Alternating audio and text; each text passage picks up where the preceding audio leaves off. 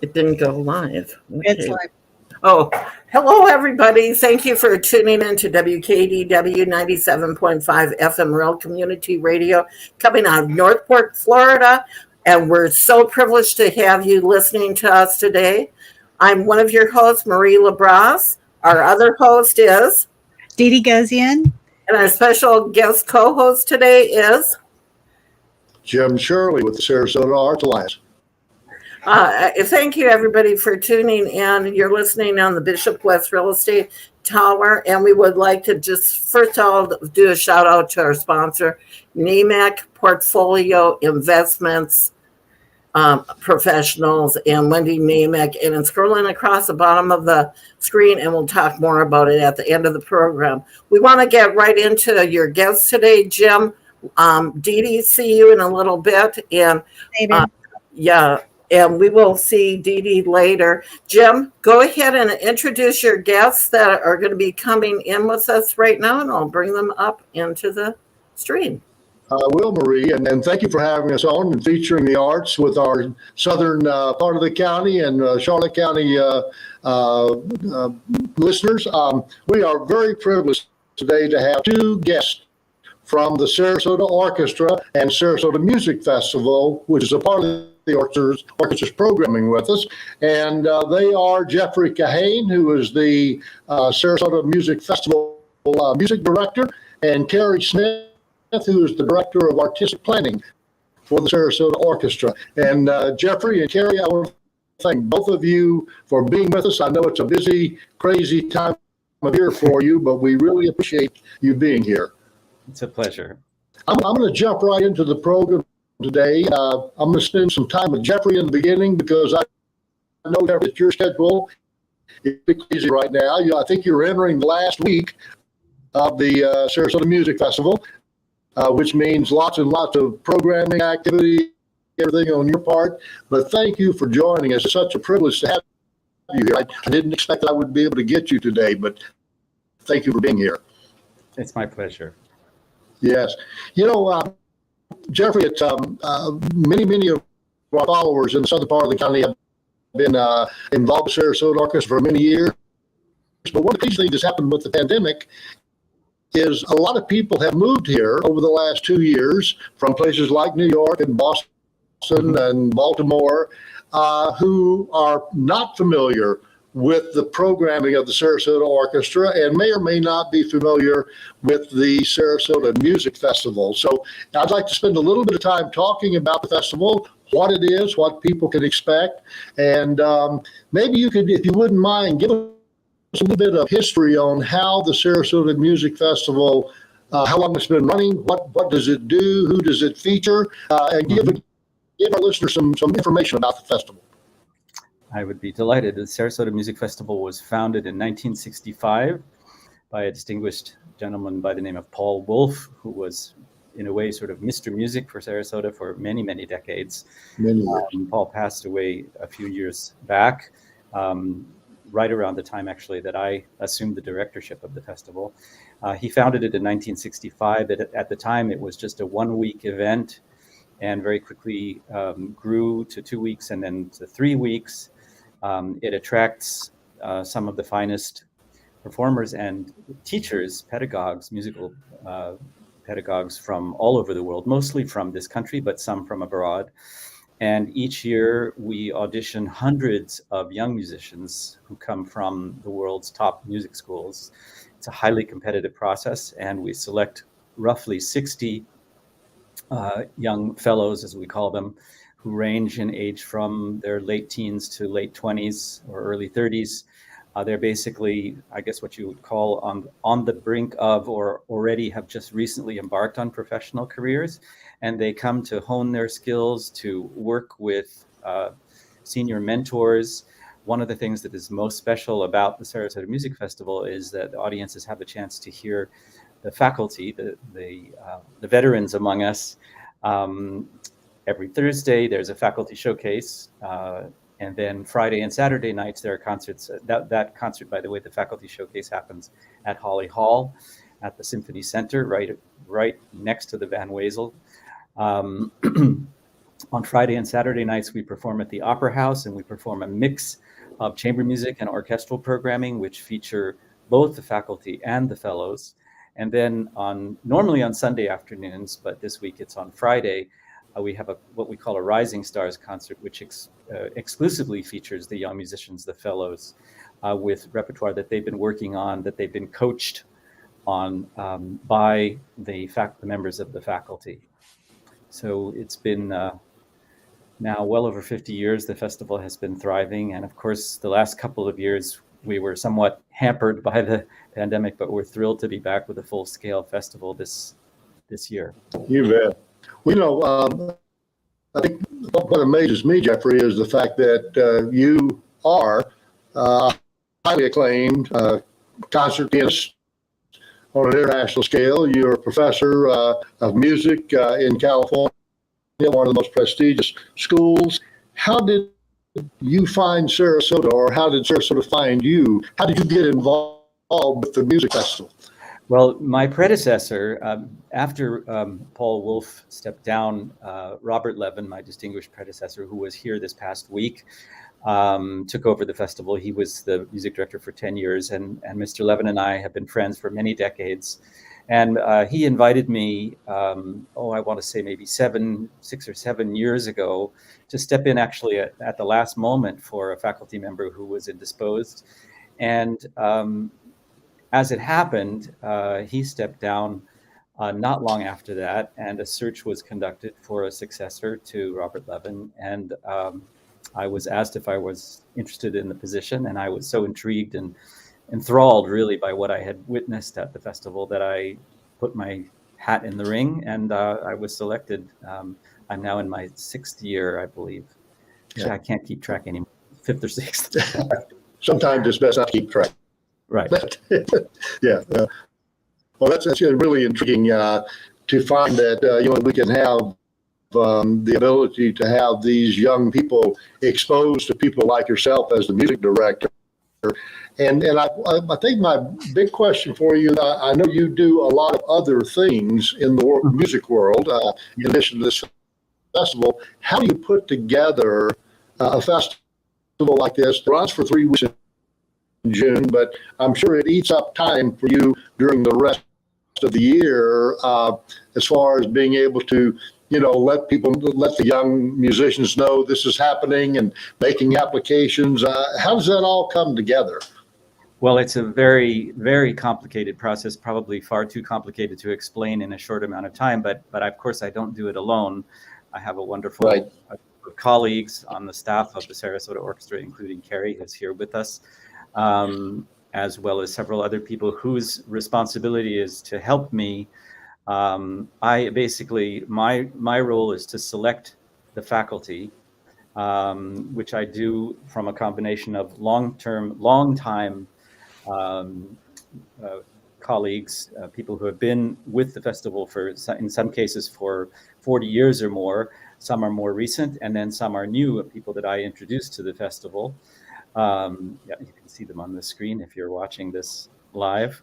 And then we have a selection process. There's a rather rigorous audition process by which the fellows send in video samples of their playing, and those are adjudicated by a member of the faculty associated with each particular instrument.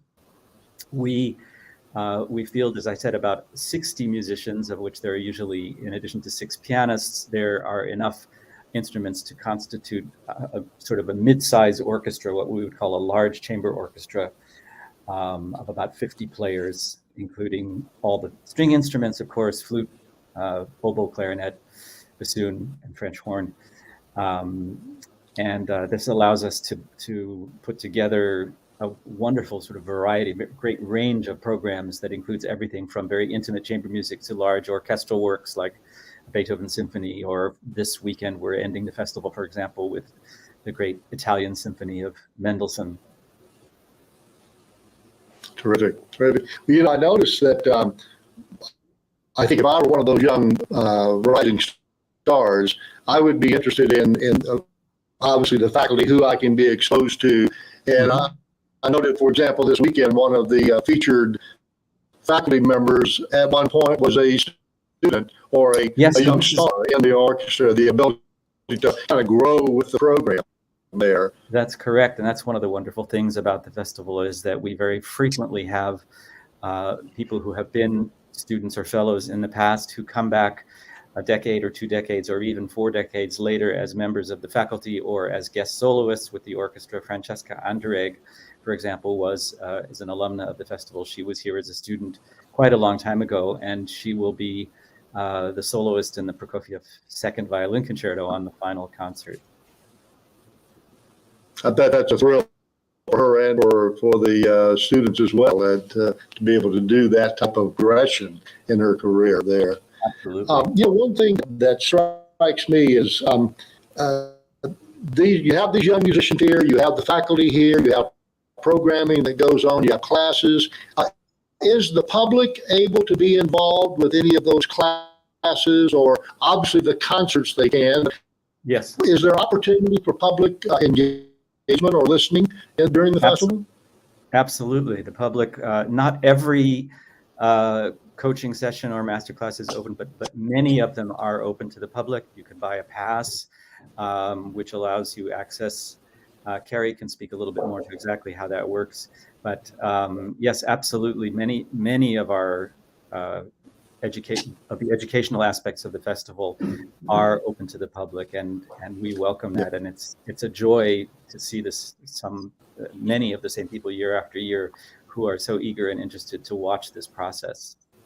Yeah, I know. Just in talking to people in the community who are music lovers, it really is a highlight of the year for many people to be able to to view and see.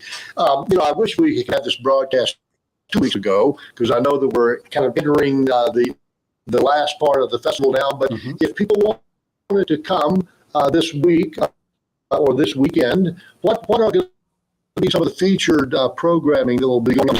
Is that a better question for Carrie or Jeffrey, or would you be able to respond to that? Well, maybe I will at this point, since if you'll forgive me, and I'm on a bit of a tight schedule, I'll turn it over to Carrie and let her describe the remaining programs that are available to purchase. That's great, and a great transition. Well, Jeffrey, I cannot thank you enough for making some of your time available. It's such a pleasure to have a musician and a teacher of your renown with us. And I'd just like to say to our audience that these are the kinds of people that the arts and cultural world in Sarasota, bring to us. And we're so privileged to be able to have access to people like you, and we really appreciate you making time for us. Of course. Thank you. Thank you. Carrie, can I come over to you now? Oh, sure. Well, I'll go sort of in reverse chronological order if you want to talk about the concerts this weekend. Sometimes we have to take advantage of the opportunity when it's there. And, as I mentioned at the top of the broadcast, Carrie Smith is the Director of Artistic Planning for the Sarasota Orchestra. And, one of the things I like to do, Carrie, when we do these broadcasts, because we have a lot of young people who listen, is there are many ways to have a career in the arts that may or may not be as a performer or, a writer or whatever. And how does one become a director of artistic planning for a significant orchestra? How did that come about? I think one becomes a director of artistic planning by pursuing an instrument or a field of study in music pretty far and becoming a performer oneself, and then finding oneself complaining about the administration and wanting to improve things. I had a couple gigs where some of my musician colleagues kind of mocked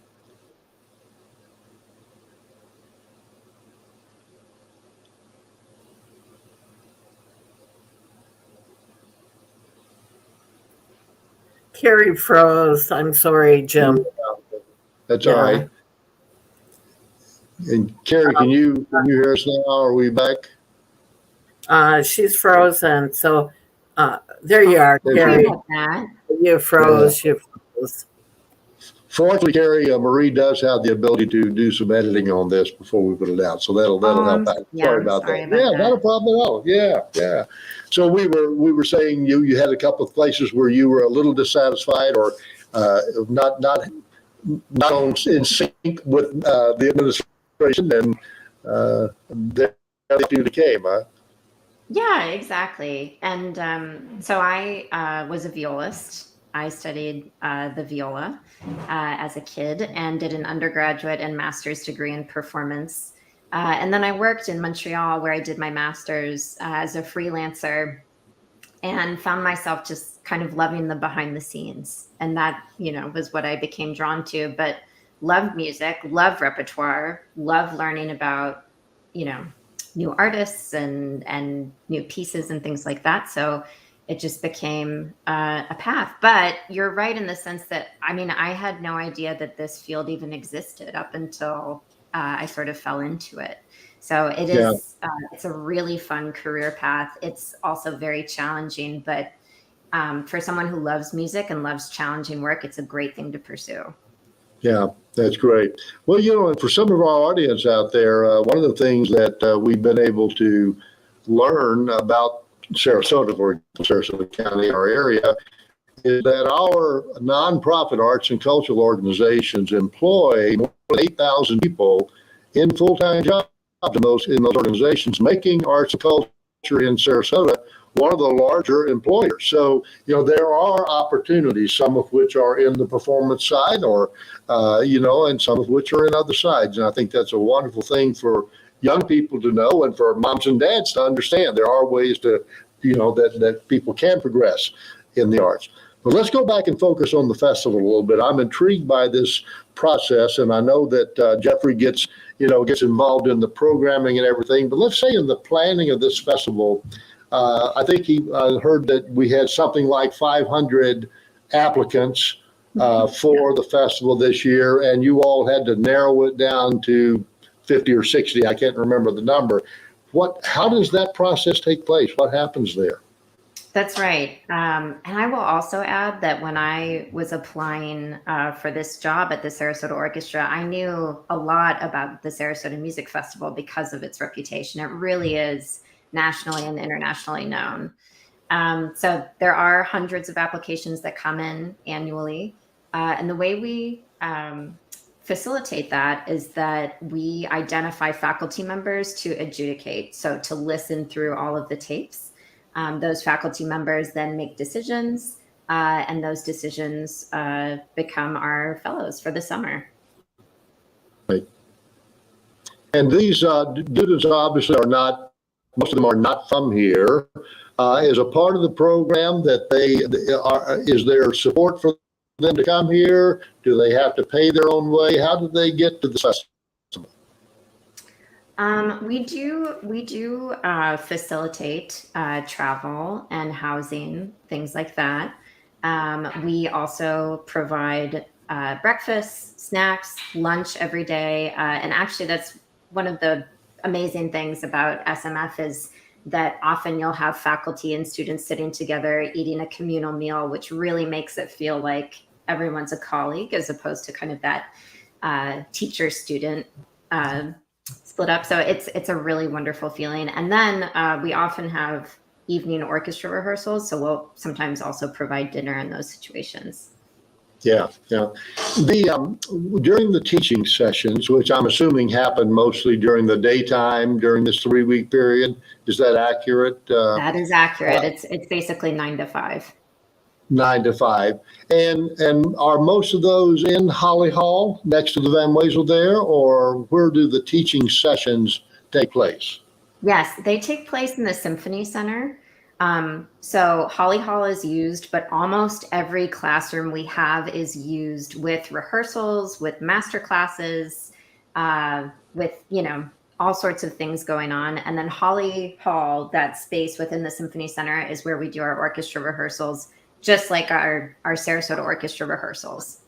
Right. That's terrific. Well, in a master session, let's say if I'm a violist like you were, that with someone who, my apologies, yes, is is the master teacher there someone who can bring new levels of experience, or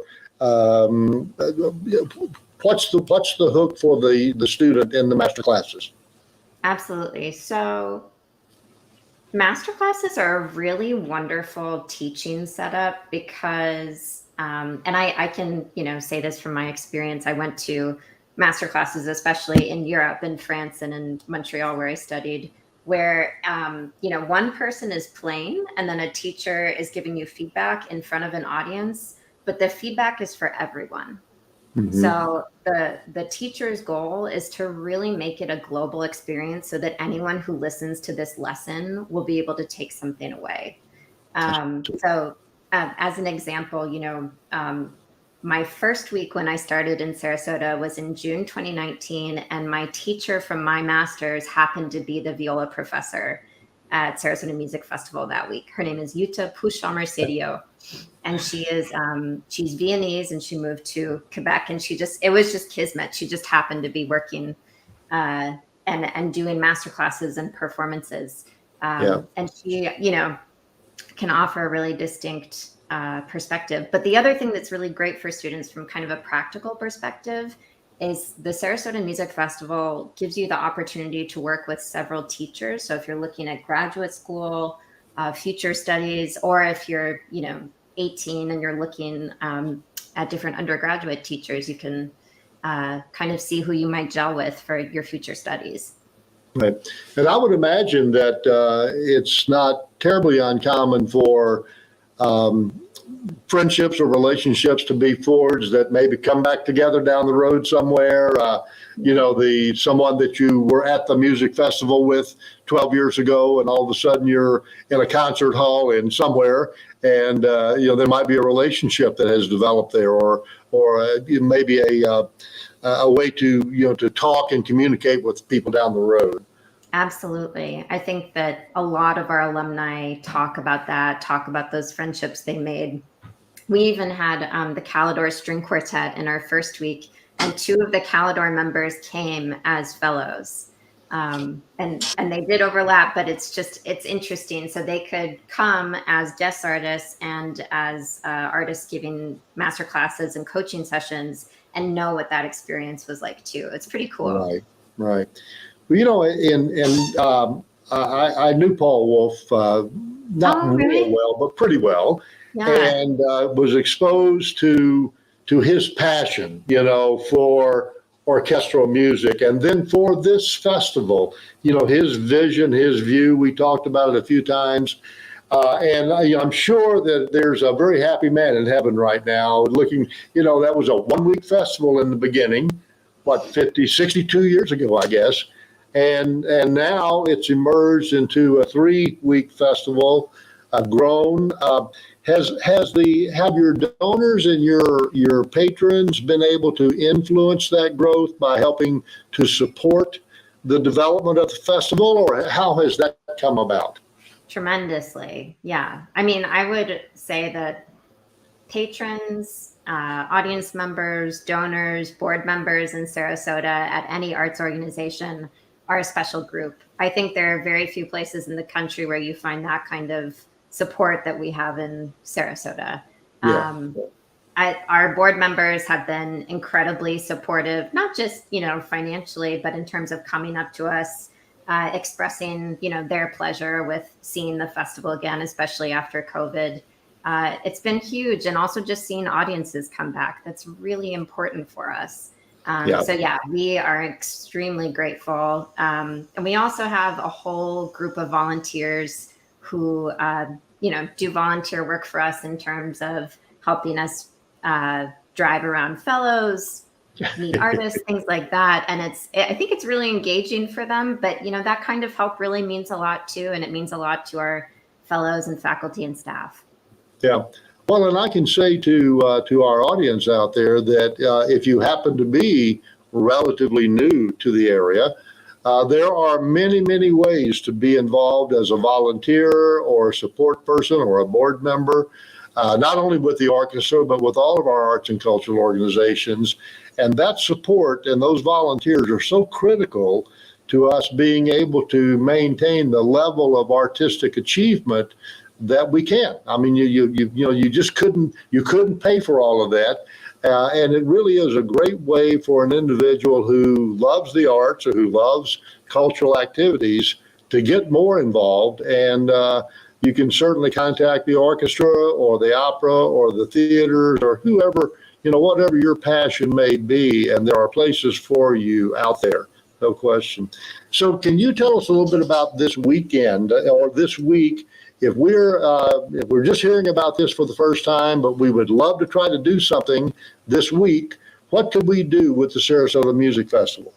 You can do a lot with the Sarasota Music Festival this weekend. So, by the time that this, I think, hits the radio, we will have had a concert on Tuesday called Creative Voices, where we're featuring two composers, Gabriel Kahane and Caroline Shaw. On Thursday, we have our artist showcase, and that is a really great performance that features our faculty. We'll be featuring Damari McGill in the Poulenc Flute Sonata, Tong Lee with the Rebecca Clark Viola Sonata, and Jeffrey will be in an ensemble performing the Schumann Piano Trio No. 1. So that's just Thursday. Wow. And will that be at the Opera House or Holly Hall or both? That's at Holly Hall, and it's at 4:30 p.m.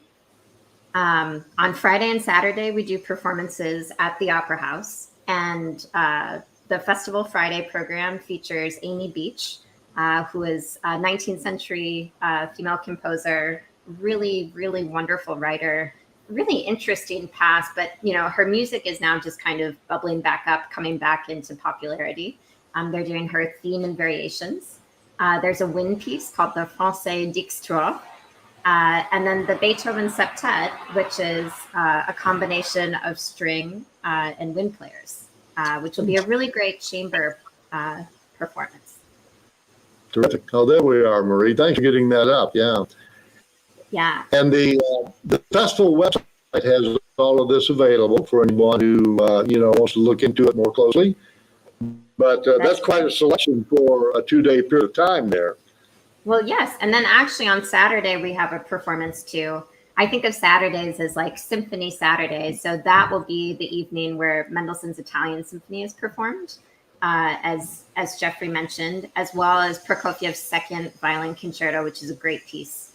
Prokofiev was Russian, but he spent some time in the US and in Europe. And in that piece, you really hear influences from all over the world. And then the program opens with George Walker's Lyric for Strings, which you might have heard at the Sarasota Orchestra during the pandemic. It's an all string work.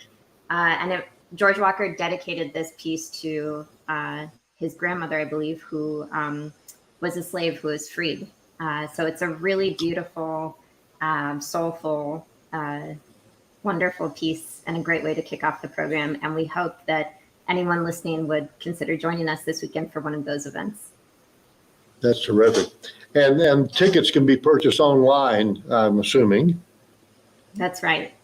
Online or at our box office, which is at the Symphony Center. That's in the Beatrice Friedman Symphony Center. Okay. And if someone were to drive up for Saturday's performance, would it be expected that seats could be available at the box office, or should they make reservations ahead of time? Do you they'll be available. I think it's always nice to have reservations ahead of time, just so you know where you're sitting and it's easier. But yeah, no one should be worried about coming at the last minute or anything like that. You're very welcome, and part of our motto at the orchestra is "Come as you are." Yes, but leave different. That's right. It's such a great theme that you all have adapted there. Lauren, I had Lauren on my mind there. Carrie, tell us a little bit about your team. With the overall artistic planning staff. I've known Roseanne for many years. I know she started out on the educational side of your business. How does the team within the orchestra help, not only bring the program to the public, but help bring the orchestra to the public? I know there's a lot of interaction with the school systems and so on. How do you all pull all of that together? What are the opportunities for young people and for those who live here to be influenced by the orchestra other than just in the concert hall? Interesting. Well, this might be a great time to bring up our education programs. We, of course, during the year have the Sarasota Youth Orchestra, which is a great program. And a couple of our alumni, are in major orchestras, have gone on to become professional musicians. We have an alumni in the Los Angeles Philharmonic. We have an alumni who is a fellow this week or these past few weeks at the festival, which is fabulous.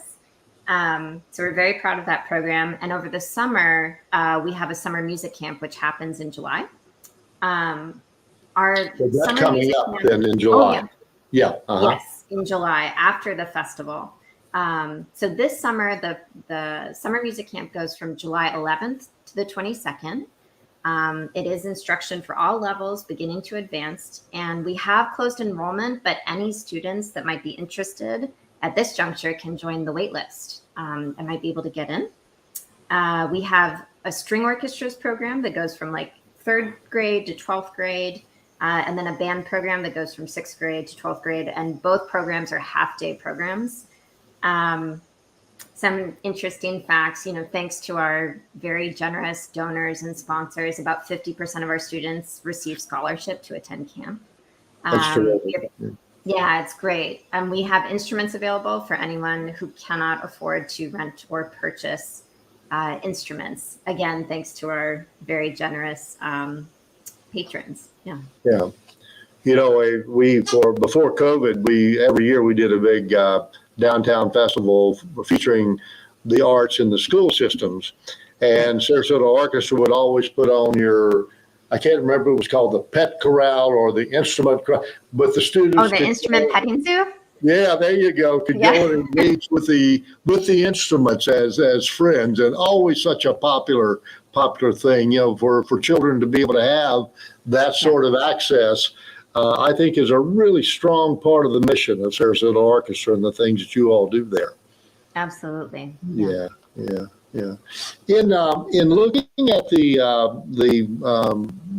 camp coming up, I know you said that there's a wait list. What types of interactions will students be able to experience there? I know you said you had different levels. Is there a place for someone who has not been engaged with an instrument to this point in their life? Yes. I mean, I think that there are levels for everyone.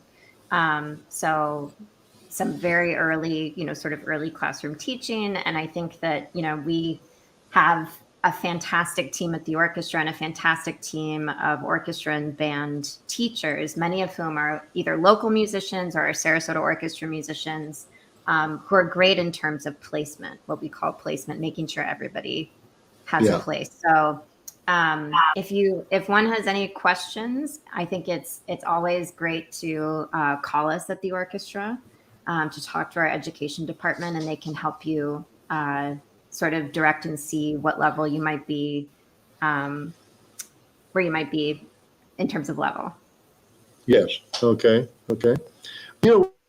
Going back to, you said that before or prior to you being a part of the Sarasota Orchestra, you had heard about the music festival. Was that through your work at school or just your exposure to different musicians around the country? How did that come about, that exposure?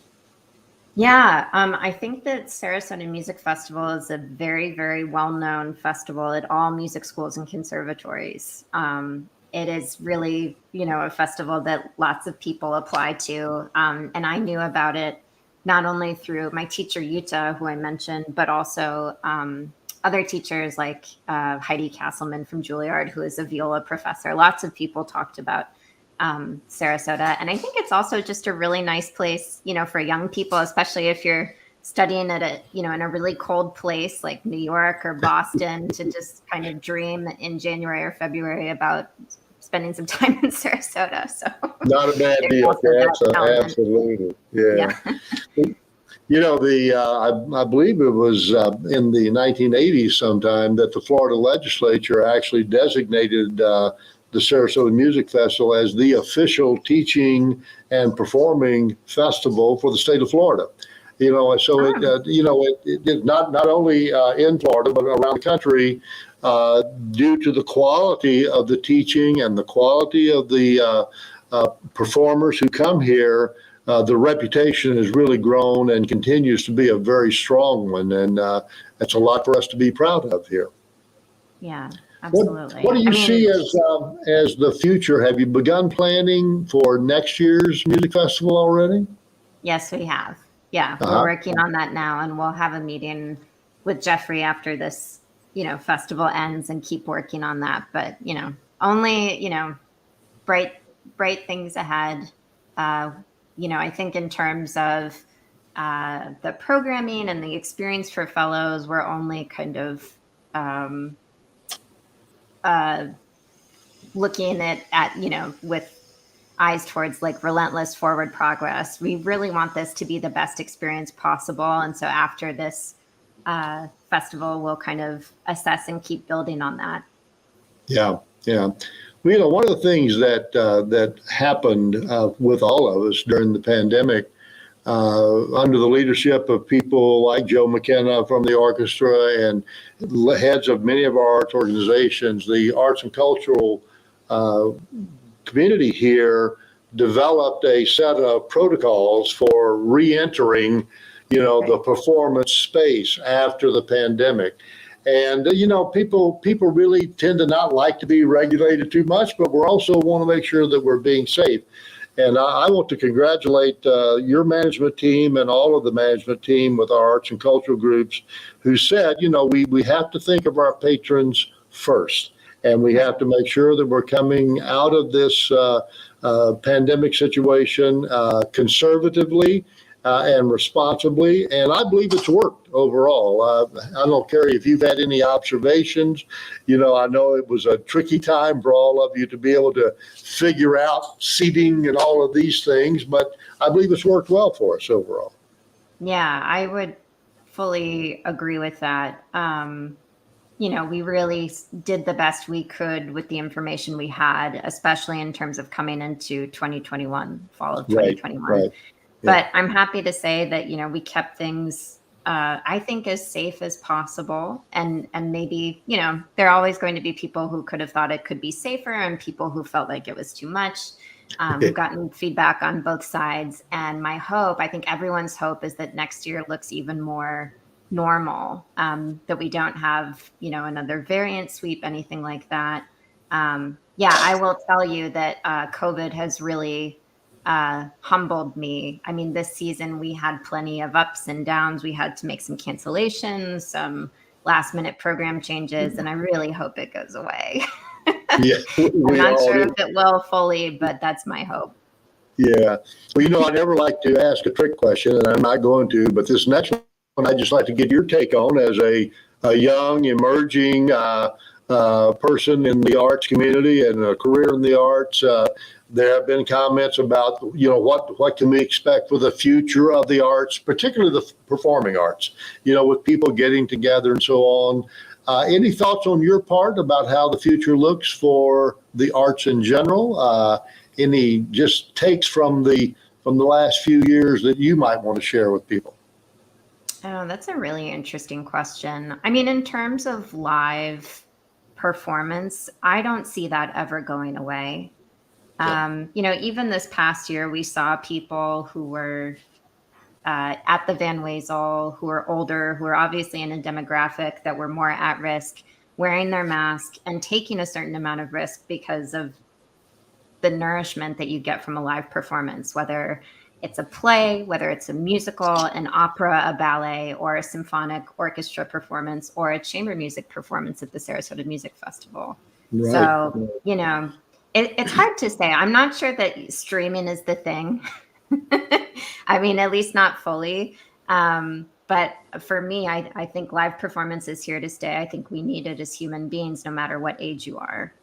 You bet. And it's such a motivating and stimulating process for us all to be able to experience that art, whatever it may be, the way it touches us and the way it helps us live our own lives better. So I agree 100% with you. I think the future is as bright as ever. I was going to ask a question for the music festival this year.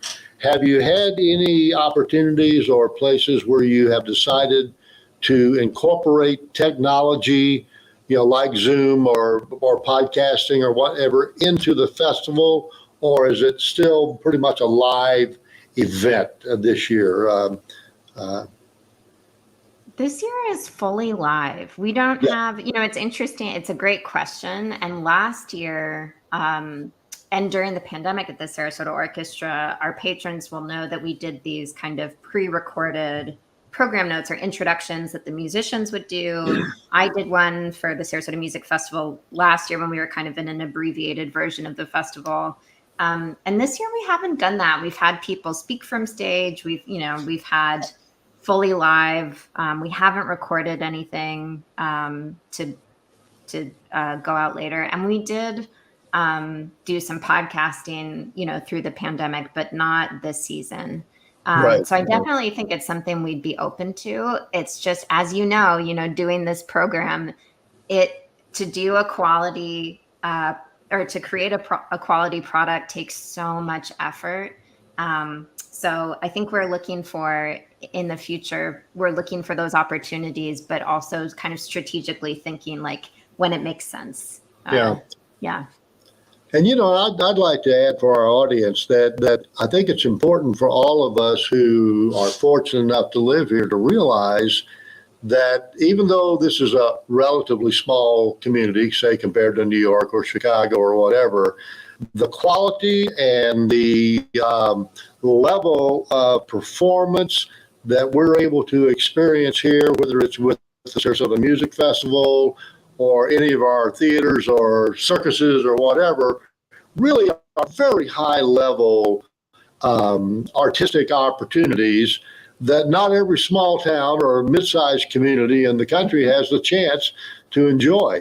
And I think the very fact that the staff and the performers at Sarasota Orchestra or the opera or the theaters, what they bring to our lives is very important. And we're all really fortunate to be able to live in a community like this, to have this level of performance and level of art available to us.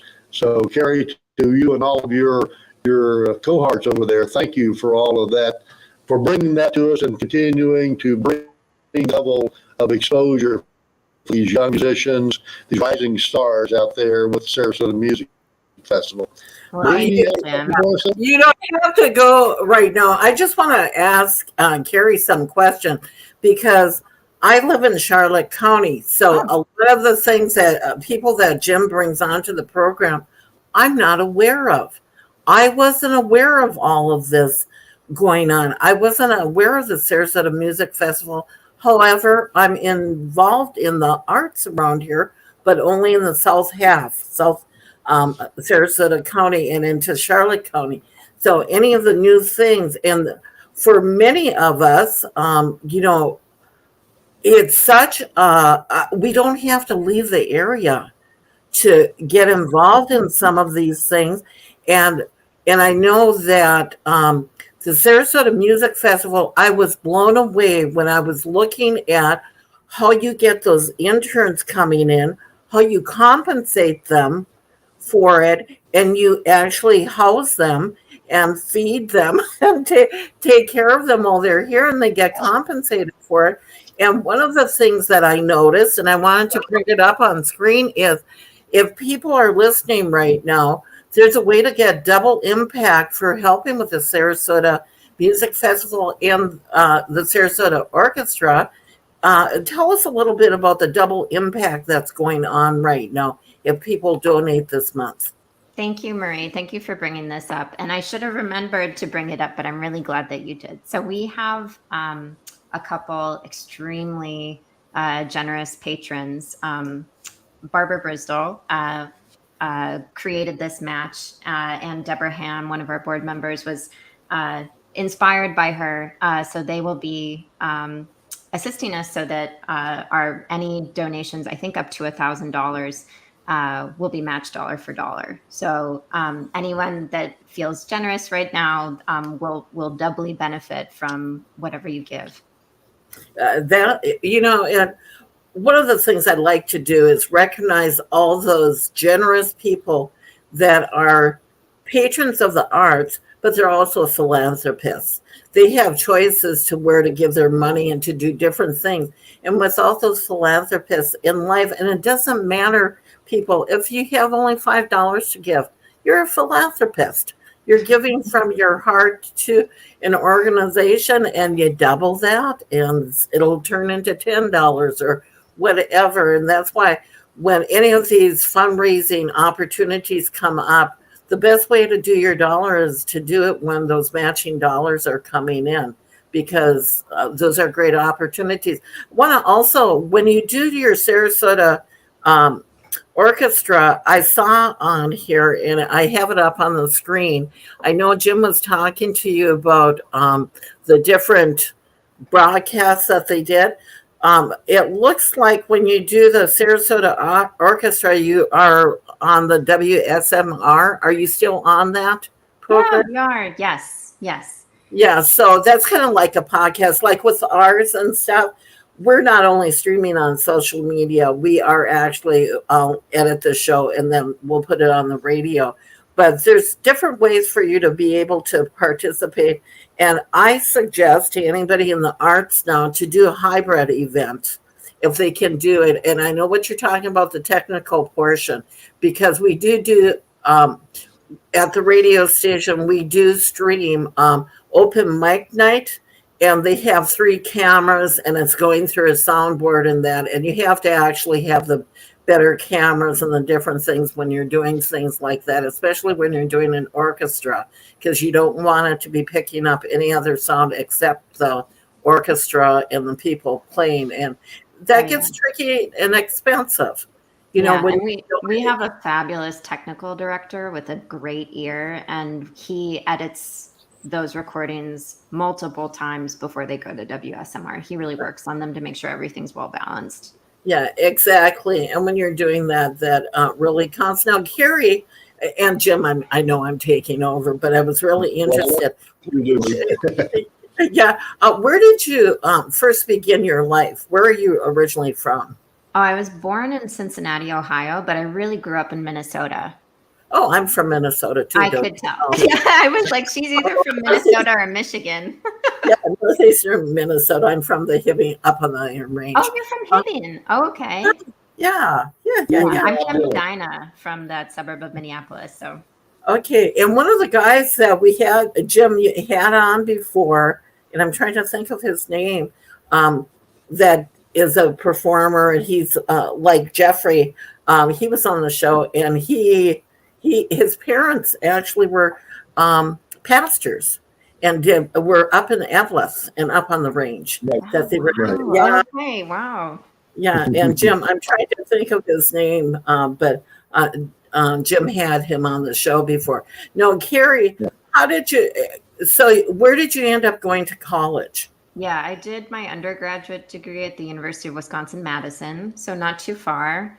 And then went up to Montreal for my master's. Okay, I had heard the Montreal, but I wanted to see where you became. When did you get interested in the arts? Did somebody make you take the viola?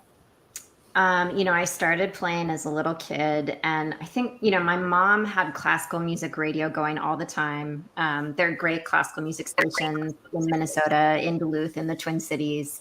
And I think she just liked the idea of having, a kid that was well-versed in classical music. And then it turned into kind of an obsession. I actually had an obsession with Mozart when I was really small for no real reason. I think it was just the composer that I clung to. And when I was about 13 years old, studying music and kind of, dabbling a little bit in composition and started taking piano lessons, I thought, I really want to do that. I really want to pursue this as far as I can. So that was when I got inspired. There's also, the Minnesota Orchestra and the St. Paul Chamber Orchestra. They're fabulous. It's really And of course, like the choral scene in Minnesota too. It's really a great place to grow up if you love classical music and choral music. Yeah. And when you were talking about listening to that, my father was a performer. He was an electrician in the mines, but he was a performer too. Okay. But when I graduated from high school, what I wanted, I remember my dad taking me to Duluth to the Target store there. I wanted the album of My Fair Lady. Oh, nice. Everybody's getting the Beatles. I'm getting My Fair Lady, and I'm going, who is this person? Because I'm not a talented person. Jim, sorry about hijacking right now, but I just, and Carrie, when Jim was asking you what is the future, coming from where your background is, and when you came into Sarasota, because so many people don't realize, if they've never been to that area, how it is so filled with the arts. I don't know of any other place in the nation I've been to that you can get any type of the arts and the opportunities. From the Hermitage, on Minnesota Beach, all the way up in Sarasota, there's probably no other even county, Jim, is there, that has the enrichment? No. I think it's really, I can't overstate enough how impressive that is to me. I told Jim this on the phone, but I don't think I've mentioned it yet in our conversation, that before Sarasota, I lived in New Orleans, and before New Orleans, I lived in Los Angeles. And I've lived in Minnesota and Montreal, and I went back to Cincinnati for some graduate school. And it's just like, Sarasota is overwhelmingly filled with arts professionals, with performers. It's amazing in terms of options, what there is to do, and within such a small radius. I think it's really amazing that, people say like 25 years ago it was this little beach town, and it's just absolutely exploded in that time. Well, and when you're talking about it being a beach town like that, but the buildings, look at the Sarasota Opera Hall, Van Wezel, the Oslo, Selby Gardens. When you start talking about these different venues and the halls in that, I don't know any place around that has the architecture to go along with the performing and the Florida Studio Theater and just what wealth in the visual arts around. To our audience, I'm speechless here. I know that's hard to believe, but I'm speechless. Just to tell you, if you have an outing to go anyplace, if you want to see really good art, they have the old high school made into a visual art museum. They have the Ringling on Mondays. You can go there for free into the museum and plan your day and spend yourself immersed into arts. And Jim Shirley here, that co-hosts with us once a month, he's the executive director of the Arts and Cultural Alliance of Sarasota County. He is the Chamber of the Arts and the best place that anybody could ever want in the world. And I might add, and I know that many people have read about this, but what this means for our community down the road is, for example, Sarasota Orchestra and your board has just committed to the acquiring land and building in the not too distant future at all a brand new orchestral performance hall that will have multi-purposes, will add multiple opportunities for other groups to be involved there, and a brand new facility for this region of the country that's going to be an unparalleled orchestral music performance hall, in addition to what we have now. And a major commitment has been made by the Van Wezel Foundation to build a new performance venue on the bay in Sarasota. So our arts and cultural communities continue to increase the quality and the depth and the opportunities.